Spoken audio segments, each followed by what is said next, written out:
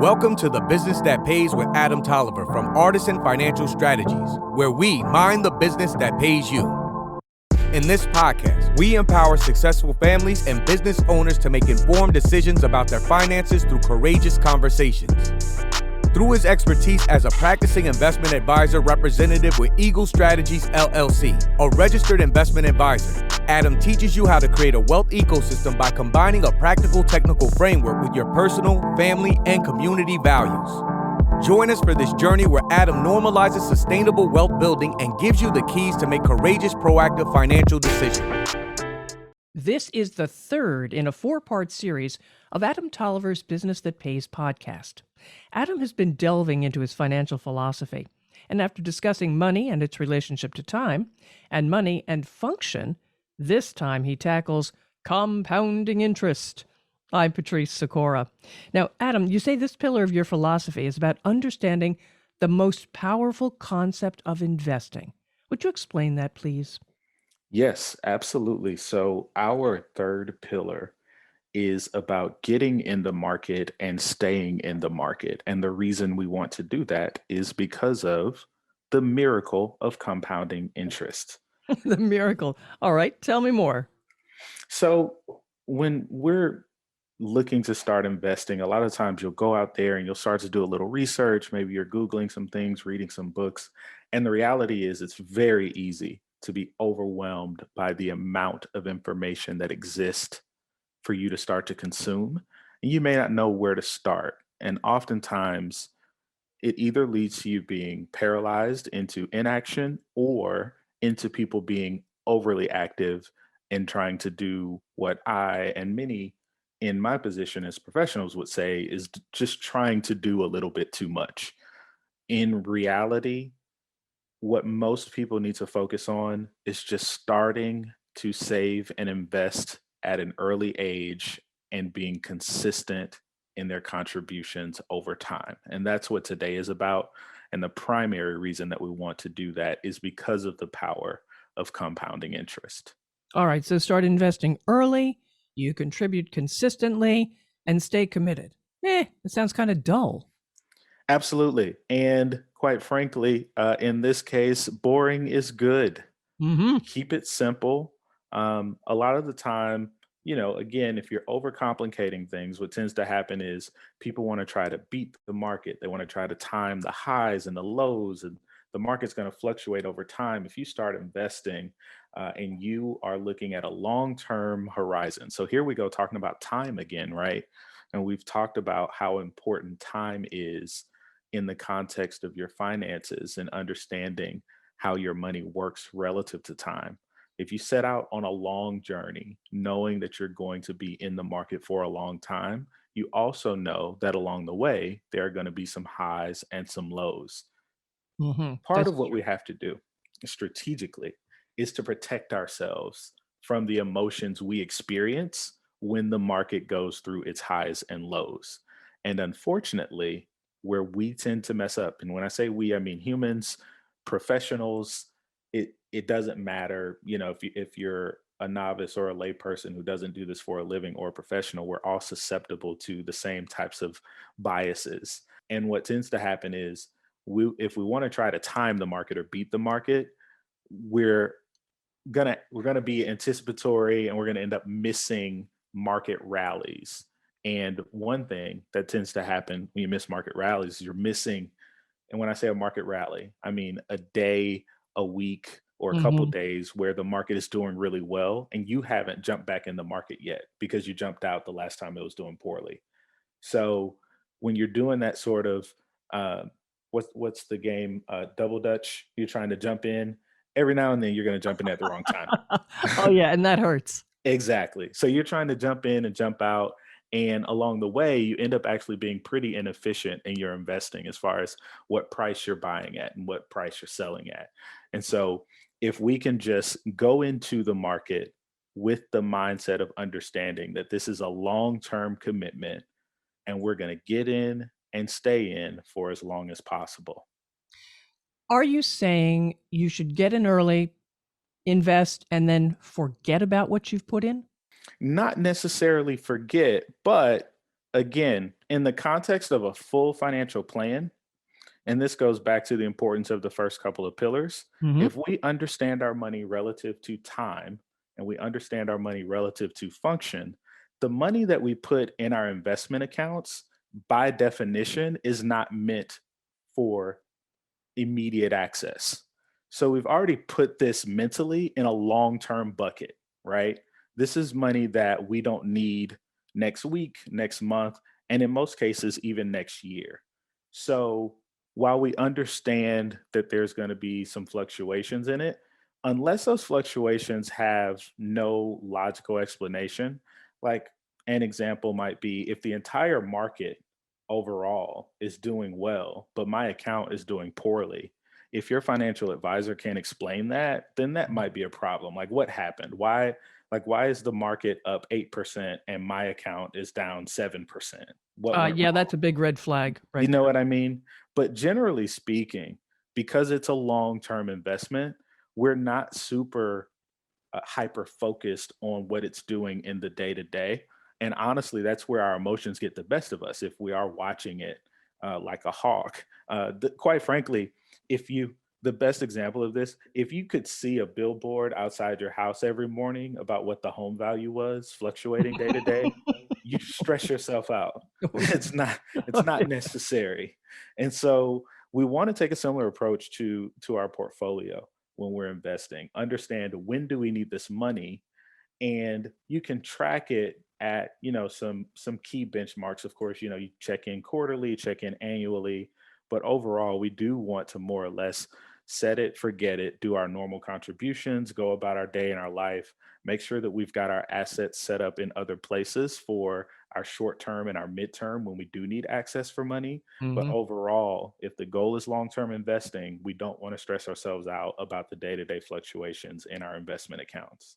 Tell me a little bit more in depth about the pitfalls that you avoid when you do get into this long-term investing mindset. Yep. So one of the first things that we do is we eliminate the need to try to wait for the perfect time to invest. And quite frankly, this can be both internal and external factors. When I say waiting for the perfect time, oftentimes I'll talk to someone who's maybe younger, starting a family, and they want to knock out about 6 or 7 other goals before they start putting money away. So they're like, oh, well, let me pay my debt down first. Oh, let me pay for this Hmm. house. Or Yeah. let me get married. Or let me have my kids. Or let me wait until my kids get out of daycare, et cetera, et cetera, et cetera. So you've got this long list of things that you want to accomplish before you get in the market. The reality is, even if you just put $100 away and start putting 25, $50 a month away, you're putting yourself in really great shape. Hmm. Start early. Start as early as possible. The other factor might be from an external standpoint. You might be saying, oh, well, I don't, is the market really in a good place where I should start investing now? That's also a question that we want to avoid, because again, the best time to start is really yesterday. So let's just start investing. So Okay. that's the first one. Hmm. The next one is chasing last year's top performers. And this is really all about understanding that all of the different asset classes in the market, if you were to look at them, and we actually have a visual for this, so for anyone who wants it, you can email me and request it. I'll be happy to share it with you um, at any time after you hear this podcast. But ultimately, asset classes are going to trade places over time. It's very difficult to predict, use last year's market results to indicate what's going to happen the very next year.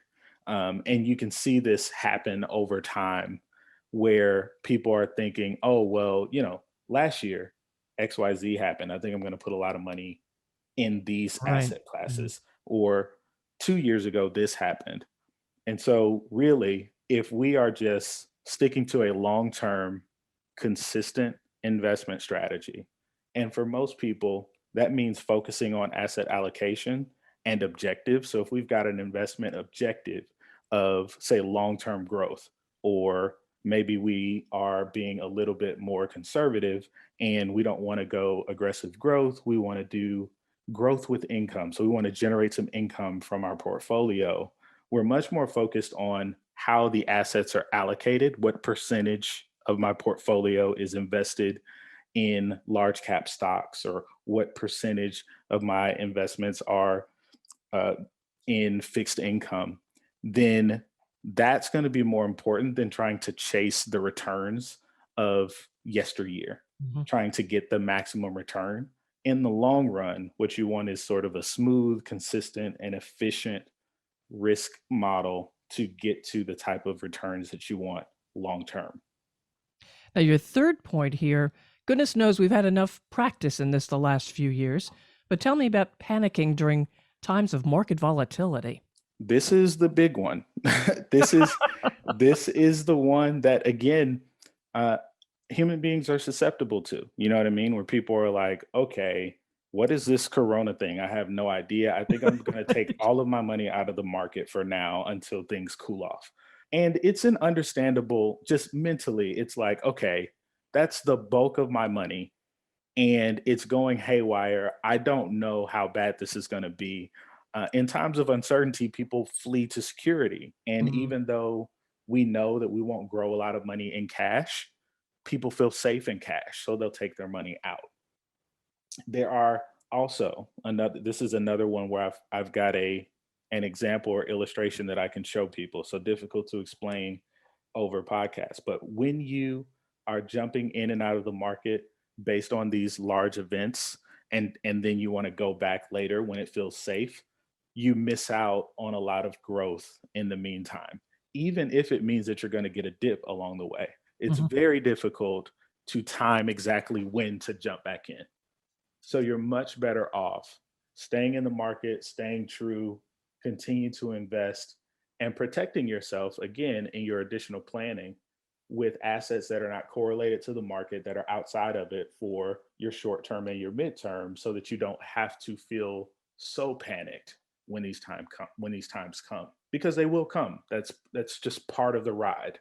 And what I like to tell my clients, when we do feel something like this is coming, so much of what we were doing around this time last year was calling clients and reminding them, when we did your initial investment proposal and we did your financial plan, these types of times were baked into all of our projections. We Right. didn't know when, we didn't know how, we did not know why, but we did know that at some point in this journey of growing your money over the next 20, 30, 40 years, there were going to be these types of events.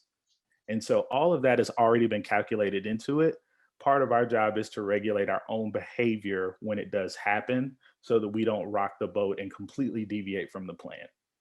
As an advisor, do you find yourself sitting with people holding their hands and saying, don't do it? Every now and then, every now and then, the majority of my clients, and this is another tip of the cap to my clients, very smart, sophisticated people.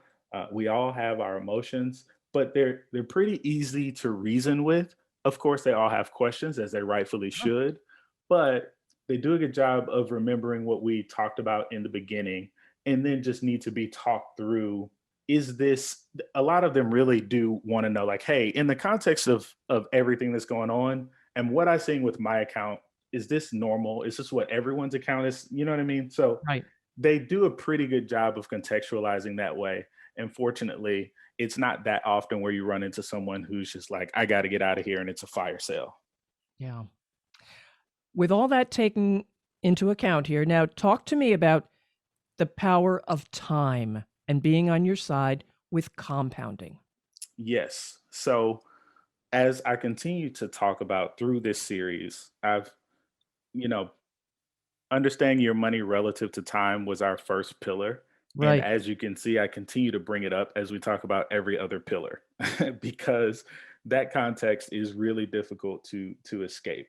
Mm. So the younger you are, the more periods of compounding you have ahead of you to take advantage of compounding interest. The idea of compounding interest is basically, you've got a principal amount that you invest. Let's say it's $100,000. The compounding interest is the interest that you earn on the interest your principal earned. So let's say you've got 100,000 in year one and you get a 5% return. Now you have 105,000. The next year, if you get 5% again, you're not earning you're not earning 5% on 100,000. You're earning 5% on 105,000. Does that make sense? Oh, let's hear it for compounding interest. Yes. Right. And so that, and one of the illustrations that people often use to get this, and a lot of the listeners out there have probably heard it before, but if you were to get an offer to take 1 million in cash right now versus a single penny that's going to double in value every day for 30 days, the answer is that you take the penny. And the reason is at the end of 30 days, that penny is going to be worth $5.6 million, a little bit over $5.6 million. I'll take it. That's I'll take exactly it. Yeah. right. That's pretty powerful. But if we were to take that 30 days and say you take a penny that's going to double in value for 25 days straight, every day for 25 days, instead of 5.6 million, it's now only going to be about 168,000. So you see the that is power very of time. powerful. Exactly. So it's the power is the time. Having more compounding periods in there is what really made the exponential jump. And that's the way your compounding interest works. Now, please be mindful. To my knowledge, and not to Patrice's knowledge, there is no magical account out there that's going to double in value every single day for any amount of days. I am looking for it, Adam. As am I. So I will make a pact with you. If I find it, I'll let you know, and you better let me know if you find it. Sounds good. I've got your email. But the principle around compounding interest is that's the point. To understand that the more periods of compounding interest you have, the better chances you have of accumulating your wealth. And that's why you want to start investing much younger if possible. If possible, that's a great phrase, because many people, A, maybe they can't, or B, they don't. They simply don't. Right. Is it ever too late to start trying to save? Can you catch up? It's never too late to start. Catching up is absolutely difficult. But what I don't want is for anyone to use that as an excuse not to save or invest, because it's extremely necessary. And what we're racing against really here is your human capital, which is your ability to earn an income, eventually will diminish. And eventually, you're going to have to stop living off of your human capital, that ability to earn an income, and your actual capital, which was your ability to save and accumulate wealth. And once you get to that point, it is almost impossible to catch up, right? So if you're, 71, 72, 73 years old, you probably don't want to work as hard as you did when you were 40. And one of the ways that you do that is to make sure that you're saving. And the earlier you do, the more likely your odds are of being able to make it there. Give me some examples. Sure. So let's look at an example of two people. One, let's call Jane, and the other one we'll call John. So let's say in this illustration, John is going to start saving $1,000 a month from the time he's 35 to the time he's 45. So over that 10-year period, he's going to save $120,000. And then let's say he'll stop putting into that account, but it's going to grow at 7% until he's 65 years old at retirement age. That is decent. Right? That's pretty solid. So good for John. So let's say Jane is also going to save $1,000 a month, but she's 25 and she's going to do it until she's 35. So the same 10 years, $120,000. She stops and it's growing at 7% until she's 65 years old. So at the end of that period, when they're both 65 years old, John's account is going to be $734,000. It's not bad. Nothing to sneeze at. Nope. Right? Jane's account is going to be $1.4 million. That's not shabby either. Right. And so all that Jane did was give herself 10 additional years of compounding periods. That's the power. They saved the exact same amount of money. but because she started earlier, her outcome is significantly better. So it's the same work, the same lift, the same sacrifice. Now, again, everyone's life is different, everyone's priorities are different. And for varying reasons, some people are going to be able to save more or less than others. Hmm. But the key difference in this scenario for these two people who are able to put aside the same amount of money for the same amount of time, get the same market rate return over the years, was the time, having more time to let it grow. Hmm. And patience, I would think. Absolutely. Yeah.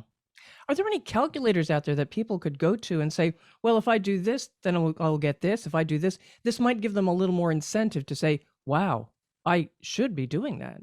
Yes, absolutely. So there is a cost of waiting calculator, Mm. which I absolutely love because it's very in your face and on the nose. It tells you what the cost of waiting will be. So you can plug in a scenario and you can just Google cost of waiting calculator. You plug in a scenario to say, I'm going to save X amount at this frequency, whether it be monthly, annually, and for this amount of time. And then it'll say, okay, if you started to do this today versus next year versus 5 years from now versus 10 years from now, this is what would happen.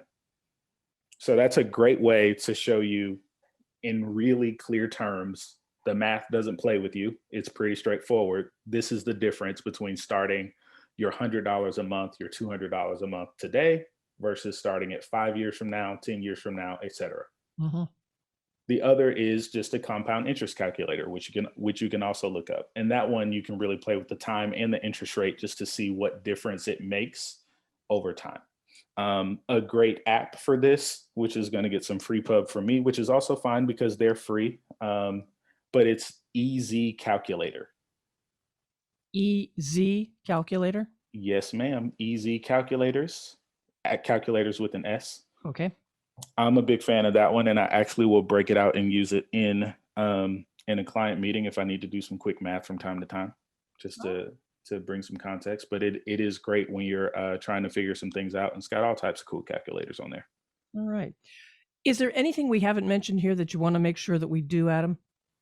No, just get started. Don't kick yourself about the fact that you haven't already. I just strongly encourage everyone to make sure that you get started, get in the market, and stay in the market. All right. This is part 3 of your 4-part series. What are you going to talk about in the wrap-up episode? In the final episode, we are going to talk about the importance of the final episode of this series. Sorry, everyone, didn't mean to scare you. We will be back over and over again. Please believe. But in the final episode of the series, we will be talking about the importance of protecting your downside.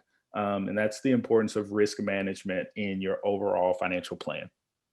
How can people reach you, Adam? You can reach me at workingwithadam.com. And that is also the place to go for these handouts you were talking about? That's correct. You plug in your information and I will make sure I send it to you. All right. Sounds great. All right, folks. Subscribe to The Business That Pays using the button on this page, and you will know as soon as part 4 is available. And you can also share Adam Tolliver's podcast with the share button. I'm Patrice Sikora, and let's talk again later. Thank you for listening to Business That Pays. Click the subscribe button below to be notified when new episodes become available. The information covered and posted represents the views and opinions of the guests and does not necessarily represent the views or opinions of the Artisan Financial Strategies or Eagle Strategies, LLC, a registered investment advisor. The content has been made available for informational and educational purposes only. The content is not intended to be a substitute for professional investing advice. Always seek the advice of your financial advisor or other qualified financial professional provider with any questions you may have regarding your investment strategies.